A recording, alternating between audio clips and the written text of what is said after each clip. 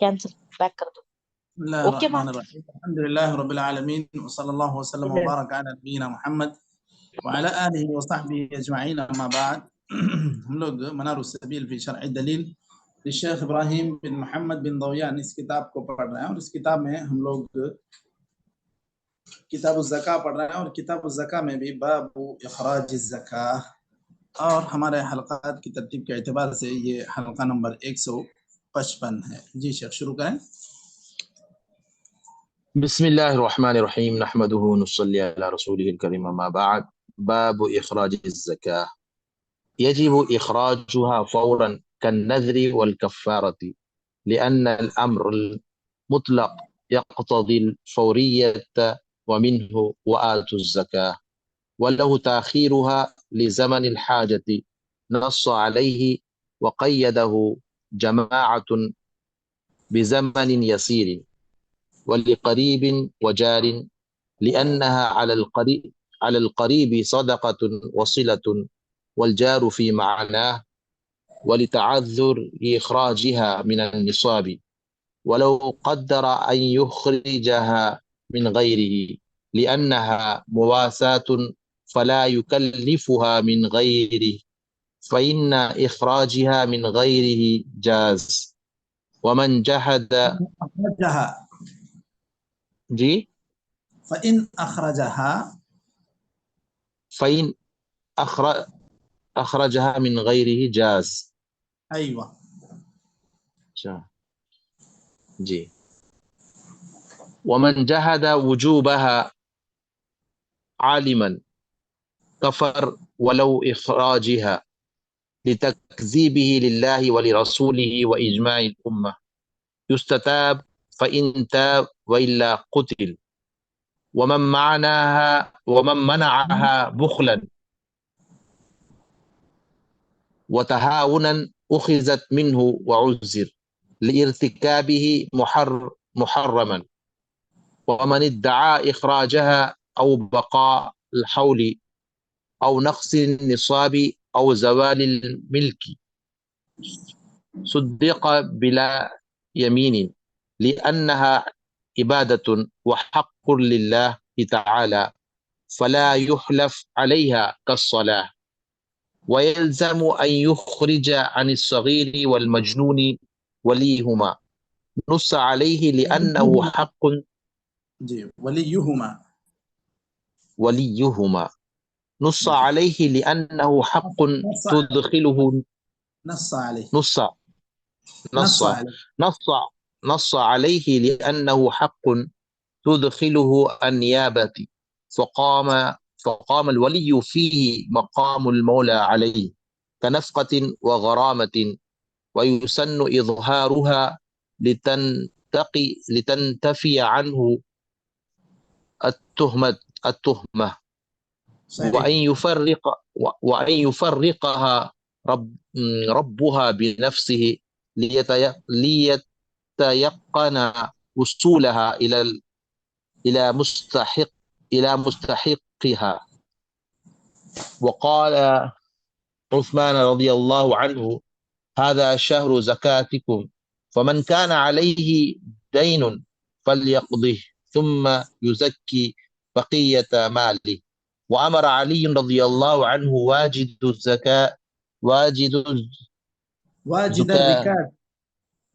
واجد الركاز أن يتصدق بخمس صحيح بخمسه، ويقول عند دفعها: اللهم اجعلها مغنما ولا تجعلها مغرما، لحديث أبي هريرة مرفوعا: إذا أعطيتم الزكاة فلا تنسوا ثوابها، أن تقولوا اللهم اجعلها مغنما ولا تجعلها مغرما. رواه ابن ماجه. ويقول الآخذ: أجرك الله فيما أعطيت وبارك لك فيما أبقيت وجعله لك طهورا، لقوله تعالى: خذ من أموالهم صدقة تطهرهم وتزكيهم بها وصل عليهم، أي أدعو لهم. قال عبد الله بن أبي أوفى كان النبي صلى الله عليه وسلم إذا أتاه قوم بصدقتهم قال اللهم صل على آل فلان فآتاه أبي بصدقته فقال اللهم صل على آل أبي أوفى متفق عليه. ويشترط لإخراجها نية من مكلف ابھی وله. شیخ ایک فصل وہ الگ فصل ہے، اچھی بات جی، اگر ضرورت پڑے گی تو انشاءاللہ پڑھتے ہیں. ہاں چلیں. بسم الله الرحمن الرحيم الحمد لله رب العالمين وصلى الله وسلم وبارك على نبينا محمد وعلى آله وصحبه اجمعین. اما بعد، ہم لوگ منار السبیل فی شرح الدلیل للشیخ ابراہیم بن محمد بن ضویان اس کتاب میں کتاب الزکاة پڑھ رہے ہیں، اور کتاب الزکاة میں ہم لوگ باب الزکاة باب اخراج الزکاة پڑھ رہے ہیں، اور اس میں یہ حلقات کی ترتیب کے اعتبار سے یہ ہمارا حلقہ نمبر 155 ہے، 155. اس باب اخراج الزکاة، اس باب میں خاص طور پر زکوٰۃ کب ادا کی جانی چاہیے، کب ادا کرنا چاہیے، اس تعلق سے مؤلف رحمہ اللہ نے بعض چیزیں جمع کی ہیں کہ یہ آیا یہ چیز فوری ادا کرنا ہے یا اس میں کچھ وقت آدمی تاخیر کر سکتا ہے، نہیں کر سکتا ہے، کن وجوہات کی بنیاد پر وہ تاخیر کر سکتا ہے. یہ ساری چیزیں انہوں نے اس باب میں ذکر کی ہیں، اور فصل جو الگ سے ذکر کی ہے اس میں بھی الگ بعض مسائل کو انہوں نے ذکر کیا ہے. یہاں پر سب سے پہلے یہ جو باب شروع ہو رہا ہے یجب اخراجها فورا كالنذر والکفارۃ. دیکھیے اب زکوٰۃ فرض ہو گئی، مثلا مان لیں کہ آپ پر ایک رمضان میں زکوٰۃ فرض ہو گئی، یا آپ ایک رمضان کو مالک ہوئے تھے تو دوسرا رمضان آیا تو پھر ایک رمضان کو سال مکمل ہو گیا، تو رمضان کے پھر دوسری تاریخ کو آپ کو زکوٰۃ ادا کر دینی چاہیے. اب یہ تاخیر کیا اس میں کی جا سکتی ہے یا نہیں کی جا سکتی ہے، اسی سے متعلق کچھ باتیں یہاں پر یہ ذکر کر رہے ہیں. انہوں نے کہا کہ بالکل فوری طور پر ادا کی جانی چاہیے، کالنذر والکفارۃ، کیونکہ اگر ایک آدمی جس طرح نظر مان لیتا ہے اور اس کی نظر پوری ہو جاتی ہے تو اس پر یہ ضروری ہو جاتا ہے کہ وہ اپنی نظر سے متعلق جو ذمہ داری ہے وہ اس کو پورا کرے. تو اسی طرح بعض کفارے ہیں، آپ نے قسم کھائی تھی کہ یہ کام نہیں کریں گے، قسم توڑ دی تو آپ کو اس کا کفارہ ادا کرنا پڑے گا. تو یہ کفارۃ الیمین ہو، نظر ہو، یہ سب جس طرح فوری طور پر آدمی کو ادا کرنی پڑتی ہیں، اسی طرح زکوٰۃ کا فرض ہونا اس کے اوپر ایک ذمہ داری بن جاتی ہے. اب اسے جلد سے جلد اس ذمہ داری کو ادا کرنا چاہیے.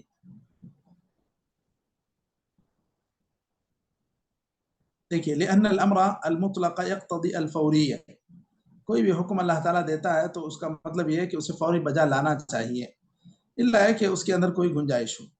فوری بجا لانا چاہیے کا مطلب یہ ہے کہ اس کے اندر جو شرائط ہیں وہ پائی جائیں. مثلا کیا شرائط ہیں مشائخ؟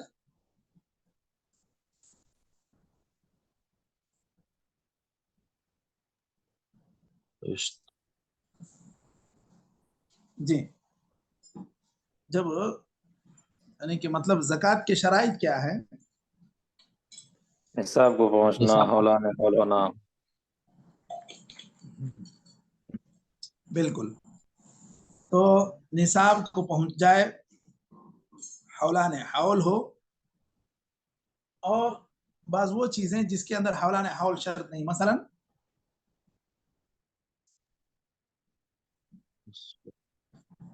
خزانہ ملے تو کیا خزانہ بھی ملے تو بھی، اسی طرح کھیتی، صحیح.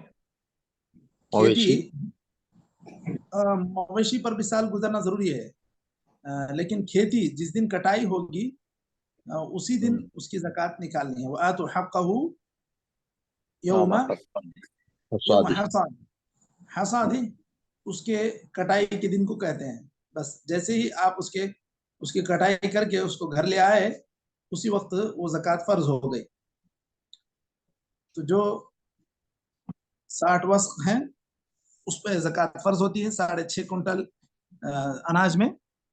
تو اس طرح وہ جس دن کٹائی ہو اسی دن اس کو ادا کرنا ہے. البتہ اگر ایسی چیز ہے کہ اس کے اوپر سال گزرنا ہے، جیسے سونا چاندی ہے، مویشی ہیں، تو ان کا اعتبار ہوگا جیسے ہی وہ نصاب کو بھی پہنچا، سال بھی مکمل ہوا، تو اب اس کو فوری طور پر اسے ادا کرنا ہے. اچھا، اس میں اللہ تعالیٰ کا ارشاد ہے وَآتُوا الزَّكَاةَ. جب اللہ تعالیٰ نے کہا کہ زکوٰۃ دے دو تو یہ اللہ تعالیٰ کا حکم ہو گیا، فوری بجا لانا چاہیے. جیسے ایک عام انسان کو بھی آپ کوئی کام کہیں کہ بھائی دیکھو، جیسے کوئی ایک آدمی اپنے خادم کو، نوکر کو ایک کہتا ہے کہ جاؤ فلاں چیز لے آؤ، اب اس کو فوری لا کر دے تو ہی صحیح ہے. عرفاً یہی سمجھا جاتا ہے کہ جب آپ کو کہا جائے کوئی کام اسی وقت آپ کر دیں. تاخیر برداشت نہیں ہوتی ہے، تاخیر یہ ایک طرح کی کوتاہی مانی جاتی ہے. تو اس طرح زکوٰۃ کے جب شرائط پورے ہو جائیں، اب اس میں تاخیر کرنا یہ مناسب نہیں ہے. اور اس لیے بھی کہ فقراء کی ضرورت ہوتی ہے. ہر آدمی اس طرح تاخیر کرتے رہے گا تو پھر فقراء کی ضرورتیں پوری نہیں ہوں گی. اسی طرح وَلَهُ تَأْخِيرُهَا لِزَمَنِ الْحَاجَةِ. اچھا، بعض وجوہات یہاں پر ذکر کر رہے ہیں کہ تاخیر کن بنیاد پر ہو سکتی ہے. مثلا ضرورت کے وقت کا انتظار میں. کوئی کچھ پوچھ رہے تھے؟ چلیے. اچھا، وَلَهُ تَأْخِيرُهَا لِزَمَنِ الْحَاجَةِ. ضرورت کے لیے کچھ تاخیر ہو سکتی ہے. وَقَيَّدَهُ جَمَاعَةٌ بِزَمَنٍ يَسِيرٍ. تھوڑی سی تاخیر ہو سکتی ہے، 1 دن 2 دن 4 دن، ہفتہ 10 دن، اس طرح کی تاخیر ہو سکتی ہے، یہ کہہ رہے ہیں. مثلا کیا چیز ہو سکتی ہے جو ایک آدمی کی تاخیر کے لیے عذر بن سکتا ہے. مثلا اس کے بعد ذکر کر رہے ہیں، دیکھیے وَلِقَرِيبٍ وَجَارٍ لِأَنَّهَا عَلَى الْقَرِيبِ صَدَقَةٌ وَصِلَةٌ وَالْجَارُ فِي مَعْنَاهَا. آپ کا رشتہ دار ہے، آپ اس کو جانتے ہیں، وہ زکوٰۃ کا محتاج ہے، اب وہ کسی سفر پر گیا ہوا ہے، آپ اس کے واپس ہونے کا انتظار کر رہے ہیں، 1 ہفتے بعد لوٹے گا، 10 دن بعد لوٹے گا، تو آپ کو چاہیے کہ آپ اس کا انتظار کریں اور اس کو ہی دیں. کیونکہ اس لیے کہ رشتہ داری کو پورا کرنا اور زکوٰۃ ادا کرنا یہ دونوں بھی ہے. اور رشتہ دار پر خرچ کرنا ایک تو صرف خرچ کرنا ہی نہیں ہے، بلکہ وہ صلہ رحمی بھی اس کے اندر ہے.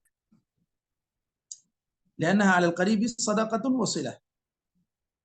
اور اسی طرح آپ کا پڑوسی ہے، وہ کہیں گیا ہوا ہے، آپ اس کا انتظار کر رہے ہیں، اس وجہ سے بھی تاخیر ہو سکتی ہے.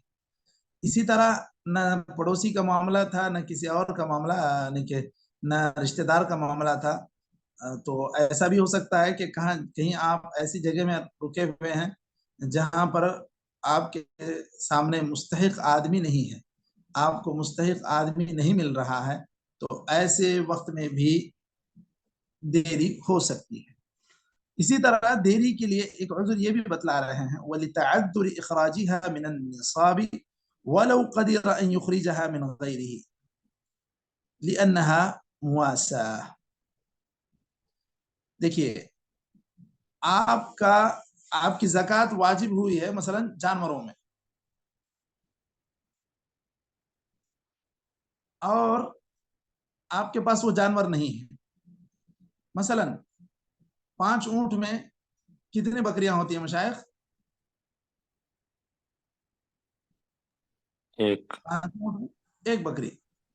اب آپ نکالنا چاہ رہے ہیں زکوٰۃ، لیکن آپ کے پاس بکری ہے نہیں، تو اب آپ کو تو زکوٰۃ نکالنی ہے جانوروں ہی میں، یہی ہونا چاہیے. تو اگر وَلِتَعَذُّرِ إِخْرَاجِهَا مِنَ النِّصَابِ، اس نصاب میں جس میں زکوٰۃ واجب ہو گئی ہے اس میں سے نکالنا آپ کے لیے دشوار ہو گیا ہے. وَلَوْ قَدِرَ أَن يُخْرِجَهَا مِنْ غَيْرِهِ.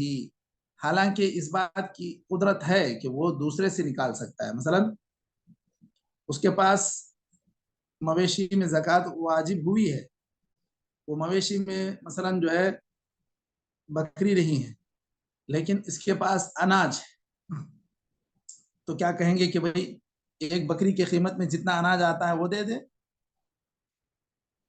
کیا کہیں گے مشائخ؟ نہیں شیخ، نہیں، ہاں، تو کیا کرنا پڑے گا اس کو؟ اناج ہی دینا. انتظار کرنا ہے، اس کو انتظار کرنا ہے ہاں جی. یہاں تک کہ وہ بکری کا جگاڑ کرے، بکری کا انتظام کرے. یہ زیادہ صحیح ہے، کیونکہ جس جنس میں زکوٰۃ واجب ہوئی ہے اس جنس سے نکالنا یہی زیادہ مناسب ہے. تو آپ صلی اللہ علیہ وسلم نے جو اونٹوں میں نکالنے کے لیے کہا، اونٹ اور اسی طرح غلے میں نکالتے ہیں تو غلہ ہی نکالنا چاہیے. تو یہ چیز کہ ایک نصاب میں، ایک جنس میں فرض ہوئی، آپ دوسرے نصاب یا دوسرے جنس میں نکال سکتے ہیں، لیکن آپ کو انتظار کرنا چاہیے یہاں تک کہ اسی جنس کی چیز آپ کے پاس آ جائے. مثلا اب لگے گا کہ بھئی بازار لگنے والا ہے، اس میں بکریاں بکیں گی 10 دن بعد، ہفتے بعد، تو وہاں سے لے کے بکری وہ خرید کے دے دے گا. تو یہ اگر ایسی کوئی بات ہے لتعذر اخراجها من النصاب، یہ ہو سکتا ہے معذور ہونے کی وجہ سے. ولو قدر ان يخرجها من غیره، گرچہ کہ اس کو اس بات کی قدرت ہے کہ وہ کسی اور جنس سے نکال سکتا ہے، لیکن انتظار وہ کر سکتا ہے، کرنا چاہیے اس کو. لأنها مواساہ، کیونکہ اصل میں یہ جو انتظار کرنا ہے، چاہے رشتہ دار کا ہو، چاہے ایک پڑوسی کا ہو، یہ اصل میں ایک غم خاری ہے، اس آدمی کے ساتھ بھلائی کرنا ہے، تو آدمی کو اس کے لیے انتظار کرنا چاہیے. فلا یکلفها من غیرہ. اب اناج میں ہوا تو اس کو جانوروں میں سے نکالنے کے لیے نہیں کہا جائے گا، جانوروں میں ہوا تو اس کو اناج میں سے نکالنے کے لیے نہیں کہا جائے گا. فلا یکلفها من غیرہ، تو اس کو اس کے علاوہ جنس میں سے مکلف نہیں کیا جائے گا. فَإِنْ أَخْرَجَهَا مِنْ غَيْرِهِ جاز. اگر ایسا ہوا کہ بھائی اس دور میں کتنے میں 10 درہم میں اگر بکری ملتی تھی، تو 10 درہم اگر کوئی نقد نکال دیتا تو کہہ دیتے ہیں کہ بھائی کافی، وہ آدمی گویا کہ زکوٰۃ ادا کر دیا. ہونا تو یہ چاہیے کہ جانوروں ہی میں سے نکالے، نہیں ملا، اس کو جانور نہیں ملا، تو اگر کوئی 10 درہم کی بکری ملتی ہے، اگر نکال لیا تو پھر کیا کہیں گے کہ اس کو دوبارہ دینا پڑے گا، یعنی وہ ہو جائے گی زکوٰۃ؟ ہو جائے گی شیخ. ہو جائے گی. ومن جحد وجوبها، اب یہاں سے ایک الگ مسئلہ یہ بیان کر رہے ہیں. ومن جحد وجوبها عالما كفر ولو اخرجها لتكذيبه لله ولرسوله واجماع الامه يستتاب فان تاب والا قتل. اگر ایسا ہے کہ زکوٰۃ کی فرضیت کا کوئی آدمی منکر ہے جانتے ہوئے بھی، تو ایسا آدمی کافر ہو جائے گا، اگرچہ کہ نکالتا ہو. بھائی یہ زکوٰۃ، اگر نعوذ باللہ کوئی کہہ دے کہ بھائی زکوٰۃ نہیں ہے، لیکن پھر بھی وہ نکالتا بھی ہے، تو بھی وہ کافر ہوگا، کیونکہ وہ انکار کر رہا ہے اور اللہ اس کے رسول کے حکم کو جھٹلا رہا ہے. یستتاب، ایسے آدمی کا حکم یہ ہے کہ اس کو توبہ کرنے کے لیے کہا جائے گا. توبہ کر لے، ایسی باتوں سے باز آ جائے تو ٹھیک ہے. وَإِلَّا قُتِلْ، فَإِنْ تَابَ وَإِلَّا قُتِلْ، ورنہ اس کو قتل کیا جائے گا. قتل کس بنیاد پر کیا جائے گا مشائخ؟ ایک رکن اس کو ہے نا انکار کی وجہ سے. صحیح ہے، تو اس کو اگر اور بھی اصول فقہ کی زبان میں کہیں گے تو حدن ام کفرن. حدن، حدن نہیں، کفران. کفرن، ارتداد. ہاں کفرن. کیوں کفرن؟ ہاں جو حضرت ابو بکر بولے نا. ٹھیک ہے، حضرت ابو بکر رضی اللہ عنہ نے بھی جو کہا واللہ لاقاتلن من فرق بین الصلاۃ والزکاۃ، تو یہ بھی ہے. اور یہاں پر جو بات کہی گئی کہ آپ انکار کرتے ہیں تو اسی وجہ سے کافر ہو جاتے ہیں، اور اسی کافر ہونے کی وجہ سے ہی قتل کیا جا رہا ہے. تو یہ بات ہمیں فرق کرنا چاہیے. اگر حدن کہتے ہیں تو اس سے آدمی کافر نہیں ہوتا. مثلا جو ہے سیب الزانی الثیب الزانی ہے، جو شادی شدہ آدمی جو زنا کا ارتکاب کر لے اس کو قتل کیا جاتا ہے. تو کیا اس کو کس بنیاد پر قتل کیا جاتا ہے؟ حدن ام کفرن؟ حدن حدن. ہاں، اس کو حدن قتل کیا جاتا ہے. وہ ایسی چیز کا ارتکاب کیا جو اسلام میں جس پر حد مقرر ہے. اگر وہ جس طرح یہاں پر کہا گیا کہ زکوٰۃ کا انکار کرتا ہے تو وہ کافر ہو جاتا ہے. ایک زنا کرنے والا انسان مسلمان وہ کافر نہیں ہوتا، وہ فاسق ہوتا ہے. تو اس کو حدن قتل کیا جاتا ہے. چلیے اس کے بعد دیکھیے ومن منعها بخلا وتهاونا اخذ منه وعزر لارتكابه محرما. اگر کہیں ایسا ہوا کہ ایک آدمی اس کا انکار بھی نہیں کرتا ہے لیکن اس کو بخلن بخیلی کنجوسی کی وجہ سے نہیں ادا کرتا ہے، تہاون سستی کی وجہ سے، تو ایسے آدمی سے زکوٰۃ لی بھی جائے گی اور اس کو سزا کے طور پر اس سے اور زیادہ بھی لیا جائے گا مال. لارتکابہ محرما، کیونکہ ایک حرام کام کر رہا ہے. ایک تو جو واجب ہے اس کو ادا کرنے میں سستی کر رہا ہے یا پھر بخیلی کر رہا ہے، تو ایسا آدمی سزا کا مستحق ہے. تو پھر ایسے آدمی کے مال میں زکوٰۃ لینے کے بعد مزید بھی لیا جا سکتا ہے. حدیث میں ہے فَإِنَّ آخِذُوهَا وَشَطْرَ مَالِهِ. آپ صلی اللہ علیہ وسلم نے کہا کہ دیکھو اگر کوئی آدمی منع کرے گا، زکوٰۃ نہیں دے گا، اس کو روک لے گا، بخلن ہو تہاونن ہو، تو ہم اس کا مال لیں گے زکوٰۃ کا. وَشَطْرَ مَالِهِ، اس کو غرامے کے طور پر، اس کو ایک سزا کے طور پر اس سے مزید آدھا مال بھی لیں گے. یہ بھی آپ صلی اللہ علیہ وسلم نے کہا. سنن نبی داؤد میں صحیح حدیث ہے، شیخ البانی نے بھی اس کو صحیح قرار دیا. تو اگر ایسا ہوتا ہے کہ کوئی آدمی جاہل ہے اور انکار کرتا ہے زکوٰۃ کا، تو اس کا کیا حکم ہوگا مشائخ؟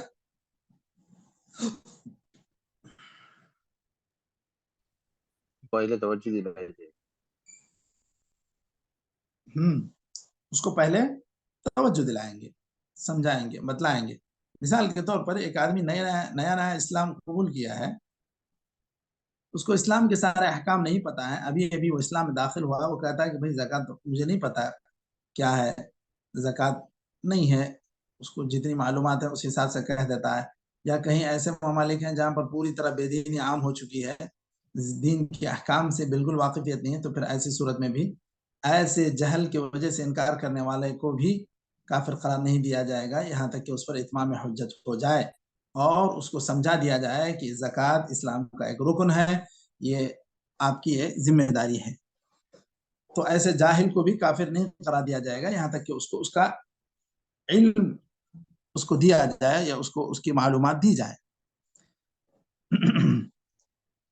ومن ادعى اخراجها او بقاء الحول او نقص النصاب او زوال الملك صدق بلا يمين لانها عباده وحق لله تعالى فلا يحلف عليها كالصلاه. یہاں یہ بات کہی جا رہی ہے اگر کوئی آدمی اب زکوٰۃ وصولی کرنے والا بیت المال سے ایک آدمی آ گیا، آنے کے بعد اس سے پوچھتا ہے کہ بھائی چلو زکوٰۃ دو، وہ کہتا ہے نہیں، میں ایک ضرورت مند انسان تھا، میں دیکھا تو میں نے اس کو زکوٰۃ اپنی دے دی. یا اس طرح کہتا ہے کہ بھائی ابھی میرا سال مکمل نہیں ہوا، یا اس طرح کہتا ہے کہ نصاب ابھی پورا نہیں پہنچا ہے.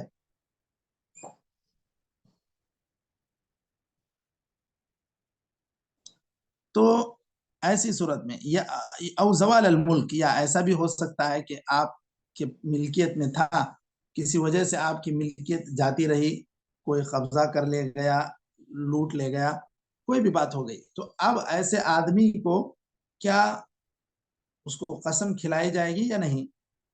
وہی بات یہاں کہہ رہے ہیں.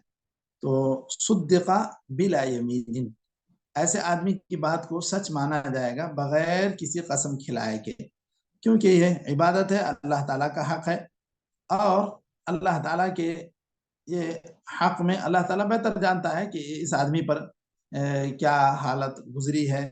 تو جو آدمی اپنے طور پہ کوئی حساب بتلا دے کہ بھئی نہیں میری ابھی زکوٰۃ کی مقدار کو نہیں پہنچا ہے مال، یا پھر میرا سال مکمل نہیں ہوا ہے، تو پھر اس کی بات ہی کو مانا جائے گا، اور اس کو قسم کھانے کے لیے نہیں کہا جائے گا. جس طرح کے نماز کے تعلق سے اس کو فرق کرتے ہیں، یہ کہتے ہیں کہ بھئی نماز پڑھی یا نہیں پڑھی. مثلا عموماً جو ہے تربیت کے لیے ایسے کیا جاتا ہے جہاں پر بچوں کی تربیت ہوتی ہے کہ بچے جھوٹ بولنے کی کہیں عادت پڑ جائے، تو اس لیے ان سے کہا جاتا ہے کہ بھئی کیا نماز پڑھے یا نہیں پڑھے. وہ کہتا ہے کہ پڑھ لیا ہوں، تو پھر اس کو قسم کھانے کے لیے کہا جاتا ہے. ایسے زکوٰۃ کے معاملے میں نہیں ہوگا. وَيَلْزَمُ أَنْ يُخْرَجَ عَنِ الصَّغِيرِ وَالْمَجْنُونِ أَنْ يُخْرِجَ عَنِ الصَّغِيرِ وَالْمَجْنُونِ وَلِيُّهُمَا نَصَّ عَلَيْهِ. یہاں یہ کہہ رہے ہیں کہ چھوٹے بچے یا پھر یتیم یا پاگل ایسے بچے یا جو مرفوع القلم انسان ہے، ایسے لوگوں کے مال سے بھی ان کا ولی زکوٰۃ نکالے گا، کیونکہ ایسے میں نیابت جائز ہے، درست ہے. ولی ایسے میں اسی انسان کے قائم مقام ہو جاتا ہے. جس طرح اس پر خرچ کرنا یا اس کی جانب سے کوئی بھی کوئی چیز مالی ذمہ داری ہو ادا کرنا ہوتا ہے، تو پھر ایسی صورت میں جب نیابت درست ہوتی ہے تو یہاں پر بھی زکوٰۃ کے لیے بھی نیابت درست ہے. وَيُسَنُّ إِظْهَارُهَا لِتَنْتَفِيَ عَنْهُ التُّهْمَةُ. ایسا ہے کہ جب عموماً لوگ ایسا کرتے ہیں کہ کوئی کسی کا ولی ہے، یتیم کا یا چھوٹے بچے کا، تو پھر لوگ عموماً کچھ نہ کچھ ایسی تہمتیں اس پر لگاتے رہتے ہیں کہ پتہ نہیں اس کا مال کھا گیا، یہ کیا ہے. تو ایسے تہمتوں کو دور کرنے کے لیے کہہ رہے ہیں کہ بھائی اس کو ظاہر کر کے دے، لوگوں کے اندر برملا دے، کھلے عام یہ بول کر دے کہ بھائی یہ دیکھو فلاں ایک پاگل بچہ میرے کفالت میں ہے، یہ اس کا مال ہے، میں دے رہا ہوں، تاکہ اس کے اوپر کوئی کسی قسم کی تہمت نہ لگائے. تو اس کے بعد وَأَن يُفَرِّقَهَا رَبُّهَا بِنَفْسِهِ. اور جو آدمی جس کو زکوٰۃ دینی ہو وہ خود ہی تقسیم کرے، یہ زیادہ اچھا ہے، تاکہ وہ مستحق تک زکوٰۃ پہنچی ہے اس کا اسے یقین ہو جائے. حضرت عثمان نے کہا جب رمضان کا مہینہ آیا کہ یہ زکوٰۃ کا مہینہ ہے، تو جو آدمی زکوٰۃ جس کے اوپر اگر قرض ہے تو وہ اپنے قرض کو پہلے پورا کرے، پھر اس کے بعد باقی مال کی وہ زکوٰۃ دے. اسی طرح حضرت علی نے کہا جو آدمی خزانہ پائے وہ اس کے خمس حصے کو صدقہ کر دے. تو اس طرح خود ہی اگر آگے بڑھ کر اپنے طور پر زکوٰۃ کو تقسیم کرتا ہے تو یہ درست ہے اور یہ زیادہ اس کے لیے اطمینان بخش ہے. تو یہاں تک ہم لوگ رک جاتے ہیں، یہاں وقت مکمل ہو رہا ہے. نکتفی بهذا القدر وصلی اللہ وسلم علی نبینا محمد وعلى آله وصحبه اجمعین. جزاکم اللہ خیرا. السلام علیکم ورحمۃ اللہ وبرکاتہ. وعلیکم السلام ورحمۃ اللہ.